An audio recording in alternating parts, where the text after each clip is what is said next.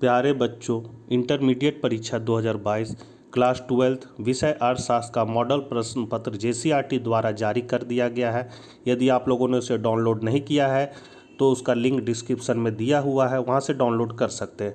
आज हम लोग अर्थशास्त्र में सेकेंड मॉडल सेट के दीर्घ उत्तरीय प्रश्नों के उत्तर को जानेंगे। इसके पहले मैंने अति लघु उत्तरीय और लघु उत्तरीय प्रश्नों को बता दिया है। यदि आप लोगों ने उस वीडियो को नहीं देखा है तो उसको जाके देख लीजिए।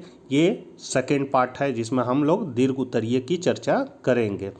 अपने चैनल इकोनॉमिक्स प्लस पर यदि आप नए हैं तो चैनल को जरूर सब्सक्राइब कर लें और घंटी को दबाकर ऑल नोटिफिकेशन को ऑन कर लें, क्योंकि जब भी मैं वीडियो डालूंगा नोटिफिकेशन सबसे पहले आपको प्राप्त होगी। तो चलिए आज हम लोग कुछ नया सीखते हैं। पहला क्वेश्चन है, वास्तविक प्रवाह और मौद्रिक प्रवाह में अंतर स्पष्ट कीजिए। तो सन 1758 में क्वीने ने आय और उत्पादन की चक्रीय प्रवाह की रचना की थी। मतलब चक्रीय प्रवाह को क्वीने अर्थशास्त्री ने दिया था। 19वीं शताब्दी के मध्य में कार्ल मार्क्स ने आय और उत्पादन के चक्रीय प्रवाह के बारे में चर्चा की। आय के प्रवाह से अभिप्राय है मुद्रा का प्रवाह, जबकि उत्पाद के प्रवाह से अभिप्राय वस्तुओं और सेवाओं के प्रवाह से है। इसलिए आय के प्रवाह को मौद्रिक प्रवाह तथा वस्तुओं और सेवाओं के प्रवाह को वास्तविक प्रवाह कहा जाता है। अब यहाँ हम लोग अंतर जान लेते हैं। तो वास्तविक प्रवाह में क्या है, तो आय के वास्तविक प्रवाह से अभिप्राय है कि परिवार क्षेत्र द्वारा प्रदान की गई उत्पादन के कारकों की सेवाओं का प्रवाह उत्पादक क्षेत्र की ओर से होता है तथा उत्पादक क्षेत्र द्वारा उत्पादित वस्तुओं और सेवाओं का परिवार क्षेत्र की ओर होता है। मान लीजिए एक सरल अर्थव्यवस्था में केवल दो क्षेत्र है, उत्पादक क्षेत्र और परिवार क्षेत्र। ये दोनों क्षेत्र निम्न प्रकार से परस्पर निर्भर है। उत्पादक क्षेत्र वस्तुओं और सेवाओं की आपूर्ति परिवार क्षेत्र को करता है। परिवार क्षेत्र उत्पादन के कारकों के स्वामी के रूप में उत्पादक के कारकों या कारक सेवाओं की आपूर्ति उत्पादक क्षेत्र को करता है। कहने मतलब है कि यहाँ मान लो दो क्षेत्र है, एक है आपका परिवार और एक है उद्योग, या हम फर्म कर सकते हैं। परिवार के पास संसाधन है, भूमि, श्रम, पूंजी, प्रबंध, साहस। ये क्या करता है, फर्म को देता है। फर्म भूमि, श्रम, पूंजी, प्रबंध का उपयोग करके ही उत्पादन करेगा, उत्पादन करता है। और उत्पादन फिर किसको करता है, परिवार क्षेत्र को। और साथ ही जो ये साधन इसको दिया, इसके बदले से भुगतान भी करता है। जो तो साधन को भुगतान किस रूप में करेगा, जैसे श्रम को मजदूरी के रूप में, भूमि को लगान के रूप में, पूंजी को ब्याज के रूप में। तो वो जो भुगतान कर रहा है उसको हम लोग मौद्रिक प्रवाह कहेंगे। और जो साधन दे रहा है, मतलब साधन का प्रयोग करके जो वस्तु का निर्माण कर रहा है, तो वो वास्तविक प्रवाह कहलाएगा। चित्र में हम लोग देख सकते हैं, परिवार क्या करता है, फर्म को भूमि, श्रम, पूंजी, उद्यम उपलब्ध करवाता है। तो इसके पास साथ ही इसका प्रयोग करके इसको भुगतान करता है। ये मेरा वास्तविक प्रवाह है। तो ऊपर के चित्र द्वारा वास्तविक प्रवाहों को, पहला उत्पादक क्षेत्र से परिवार क्षेत्र की ओर वस्तु और सेवाओं के रूप में होने वाले प्रवाह, एवं दूसरा परिवार क्षेत्र से कारक सेवाओं, जैसे कारक सेवाएं मतलब हो गया भूमि, श्रम, पूंजी, प्रबंध, साहस। उद्यम को उत्पादक क्षेत्र की ओर से होने वाला प्रवाह के रूप में प्रकट किया गया है। अब है मौद्रिक प्रवाह से अभिप्राय कारक आय अर्थात लगान, ब्याज, लाभ और मजदूरी का उत्पादक क्षेत्र से परिवार क्षेत्र की ओर उनकी कारक सेवाओं के मौद्रिक पुरस्कारों के रूप में होने वाले प्रभाव से है। प्रवाह से है, यहाँ प्रभाव लिखा गया, प्रवाह से है। प्रवाह में क्या होगा कि फर्म जो परिवार क्षेत्र को लगान, ब्याज, लाभ जो देता है, जो उसका संसाधन प्रयोग किया है, उस साधन के प्रयोग के बदले जो उसको पुरस्कार देता है, वो मेरा मौद्रिक प्रवाह कहलाता है। परिवार क्षेत्र अपनी आय को उत्पादक क्षेत्र द्वारा उत्पादित वस्तुओं और सेवाओं पर व्यय करता है। इस प्रकार मुद्रा का प्रवाह पारिवारिक व्यय के रूप में परिवार क्षेत्र से उत्पादक क्षेत्र की ओर वापस हो जाता है। अब जो उसको साधन आय जो प्राप्त हुआ था, तो वो आय से क्या करता है, वो खर्च करता है वस्तु और सेवाओं को खरीदने में, जिससे फिर मुद्रा का प्रवाह फर्म की ओर हो जाता है। चक्रीय प्रवाह मॉडल मुद्रा प्रवाहों को प्रकट करते हैं। अपनी कारक सेवाओं के लिए परिवार क्षेत्र को कारक भुगतान अदायगी, जैसे लगान, ब्याज, लाभ और मजदूरी उत्पादक क्षेत्र से प्राप्त होते हैं। परिवार क्षेत्र वस्तुओं और सेवाएं खरीदने के लिए जो व्यय करता है वह उत्पादक क्षेत्र को प्राप्त होता है। जैसा कि आप लोग चित्र में देख सकते हैं, परिवार है और फर्म और उत्पादक क्षेत्र है। ये क्या करता है, वस्तु और सेवाओं का उपभोग व्यय है, मतलब उपभोग व्यय करता है और साथ ही लगान, मजदूरी और ब्याज आदि के रूप में इसको देता है। इसको हम लोग मौद्रिक प्रवाह कहते हैं। अगला क्वेश्चन है, निम्नलिखित आंकड़ों से आय विधि से साधन लागत पर सकल घरेलू उत्पाद की गणना कीजिए। कर्मचारियों का प्राथमिक दिया हुआ है, ब्याज, लगान, लाभ, स्वरोजगार और मिश्रित आय, अप्रत्यक्ष कर और सहायता दिया हुआ है। तो हम लोग को साधन लागत पर सकल घरेलू उत्पाद मतलब GDP, gross domestic product factor cost, साधन लागत पर ज्ञात करना। तो इसका फॉर्मूला होता है कर्मचारियों का प्राथमिक प्लस ब्याज प्लस लगान प्लस लाभ प्लस स्वरोजगार से मिश्रित आय प्लस सहायता माइनस अप्रत्यक्ष कर। कहने का मतलब है कि यहाँ जितना दिया हुआ है सबको आपस में जोड़ लेना है, केवल अप्रत्यक्ष कर को छोड़कर, और सबको जोड़कर -800 कर देना है, मतलब अप्रत्यक्ष कर को घटा देना है। तो जो आएगा वही आंसर हो जाएगा। यहाँ हम लोग देख सकते हैं, मान कर्मचारियों का प्राथमिक बैठा दिए देख के, ब्याज का मान बैठा दिए, लगान का मान यहाँ टेबल से देख देख के बैठा देंगे। क्वेश्चन में दिया हुआ है, आप लोग देख के मान बैठा दीजिएगा और अप्रत्यक्ष कर जो मेरा 800 वो माइनस कर दिए, फिर सबको जोड़ देंगे तो मेरा 33,700 आएगा, -800 कर देंगे तो 32,900 gross domestic product factor cost पर आ जाएगा, मतलब साधन लागत पर सकल घरेलू उत्पाद। अब है अगला, मुद्रा के कार्यों का वर्णन कीजिए। तो मुद्रा के कार्यों को निम्न शीर्षकों में बांटकर देखा जा सकता है। पहला है मुद्रा के प्रमुख या प्रधान कार्य, जो उसका मेन काम है मुद्रा का। तो मुद्रा के प्रमुख कार्य निम्नलिखित है। इन कार्यों को मुद्रा प्रत्येक प्रकार की अर्थव्यवस्था में आवश्यक रूप से संपन्न करते हैं। पहला, विनिमय का माध्यम। तो मुद्रा क्या करता है, तो लेन देन के काम आता है। मुद्रा विनिमय के माध्यम का कार्य करती है। आजकल सभी लेन देन मुद्रा के माध्यम से किए जाते हैं। यह मुद्रा का महत्वपूर्ण कार्य है। उत्पादक विक्रेता अपनी वस्तुओं के मूल्य स्वरूप मुद्रा प्राप्त करते हैं तथा क्रेता मुद्रा के रूप में खरीदी गई वस्तु अथवा सेवा का मूल्य चुकाते हैं। दूसरा है मूल्य का मापक, मतलब मुद्रा में किसी भी चीज़ का मूल्य को मापने की शक्ति होती है। इसको हम लोग देख सकते हैं। मुद्रा का दूसरा महत्वपूर्ण कार्य है, मुद्रा के चलन के बाद सभी वस्तुओं सेवाओं का मूल्य मुद्रा में ही निर्धारित होता है। इस कारण वस्तुओं का लेन देन बहुत सरल हो जाता है। जैसे आलू का दाम 10 रुपया, प्याज का दाम 8 रुपया, तो ये मुद्रा के रूप में माप होता है। अगला है मुद्रा के सहायक या गौण कार्य, मतलब प्रधान कार्य इसका या प्रमुख कार्य दो थे, अब है मुद्रा के सहायक या गौण कार्य। मुद्रा के सहायक कार्यों से आशय ऐसे कार्यों से लगाया जाता है जिसे मुद्रा प्राथमिक कार्यों को संपन्न करने में सहायता प्रदान करने के लिए करती है। मतलब प्राथमिक कार्य के सहयोग के लिए जो कार्य मुद्रा का होता है वो सहायक कार्य है। जैसे मूल्य संचय का साधन, मतलब पैसा को हम लोग क्या कर सकते हैं, संचय करके जमा करके रख सकते हैं। वस्तु विनिमय प्रणाली में वस्तुएं नाशवान होने के कारण मूल्य का संचय संभव नहीं था, लेकिन मुद्रा के चलन ने इस कार्य को सरल बना दिया है। मुद्रा में टिकाऊपन होता है, अतः मुद्रा के रूप में मूल्य का संचय आसानी से किया जा सकता है।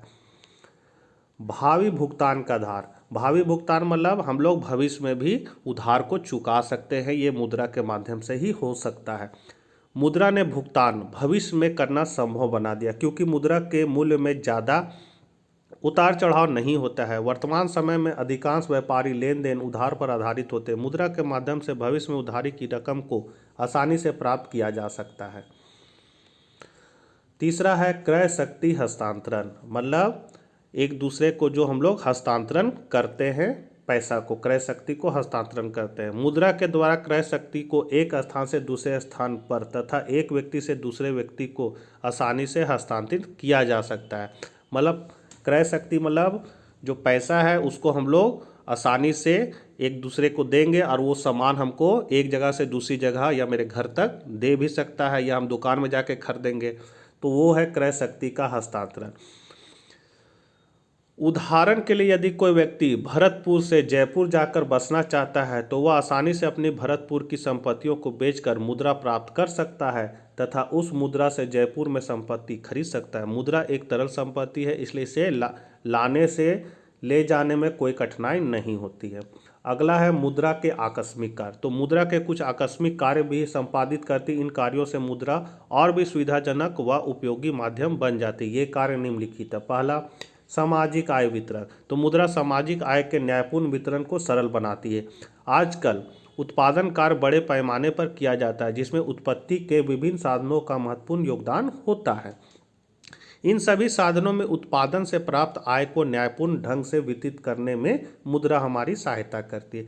थोड़ा जल्दी जल्दी बता रहे हैं क्योंकि वीडियो ज़्यादा लंबा हो जाएगा। आप लोग आंसर को देख के नोट कर लीजिएगा और याद कीजिएगा। अगला पॉइंट है साख का आधार। मुद्रा ही साख का आधार है। आज बैंकिंग संस्थाएं बड़े पैमाने पर अनेक प्रकार के ऋण उपलब्ध कराती है तथा साख पत्रों के प्रयोग की सुविधा प्रदान करती है। यह कार्य भी मुद्रा के द्वारा ही संभव हुआ है। तीसरा है संपत्ति की तरलता। मुद्रा पूंजी एवं संपत्ति को तरलता प्रदान करती है। तरल रूप में मुद्रा का किसी भी कार्य में आसानी से प्रयोग किया जा सकता है।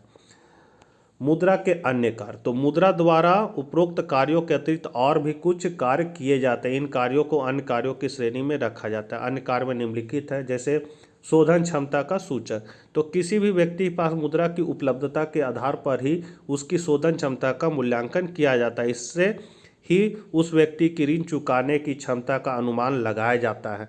किसी व्यक्ति के पास मुद्रा की मात्रा जितनी ज़्यादा होती है उसकी ऋण चुकाने की क्षमता अर्थात शोधन क्षमता भी उतनी ही ज़्यादा होती है।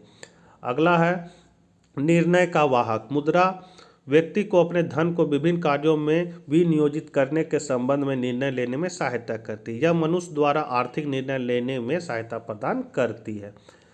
अब हम लोग अगला क्वेश्चन देखते हैं, व्यावसायिक बैंक और केंद्रीय बैंक में अंतर स्पष्ट कीजिए। तो केंद्रीय बैंक एवं व्यापारिक बैंक या व्यावसायिक बैंक भी बोल सकते हैं में अंतर, तो केंद्रीय बैंक तथा व्यापारिक बैंक दोनों ही देश की अर्थव्यवस्था में महत्वपूर्ण भूमिका होती है, लेकिन इन दोनों के उद्देश्य एवं कार्य भिन्न होते हैं। इन दोनों में निम्न अंतर पाए जाते हैं। क्या क्या अंतर है? तो पहला, उद्देश्य का अंतर। केंद्रीय बैंक लाभार्जन के उद्देश्य से कार्य नहीं करते, इसका उद्देश्य राष्ट्र हित में कार्य करना होता है, मतलब ये देश के हित में कार्य करता है। जबकि व्यापारिक बैंक का उद्देश्य क्या होता है? लाभ कमाना होता है। दूसरा, संख्या, तो केंद्रीय बैंक देश में एक ही होता है जबकि व्यापारिक बैंक अनेक हो सकते हैं। साख निर्माण, तो केंद्रीय बैंक नोट निर्गमन द्वारा साख का निर्माण करता है, मतलब नोट छाप कर, जबकि व्यापारिक बैंक व्युत्पन्न जमाओं द्वारा साख निर्माण करते हैं, मतलब जो मांग जमा, जो हम लोग पैसा जमा करते हैं उसके आधार पर वो साख निर्माण व्यापारिक बैंक करता है। ऐसे हम लोग को जितना बैंक अपने आसपास नज़र आता है वो सारे व्यापारिक बैंक है और रिजर्व बैंक ऑफ इंडिया देश का केंद्रीय बैंक है। अगला अंतर है जनता से संपर्क। केंद्रीय बैंक का सामान्यतः जनता से सीधा संबंध नहीं होता, जबकि व्यापारिक बैंकों का जनता से सीधा संबंध होता है, मतलब आम आदमी व्यापारिक बैंक में खाता खुला सकता है जबकि केंद्रीय बैंक में नहीं खुला सकता। समाशोधन कार्य, केंद्रीय बैंक समाशोधन गृह का कार्य करता है जबकि व्यापारिक बैंक यह कार्य नहीं करता।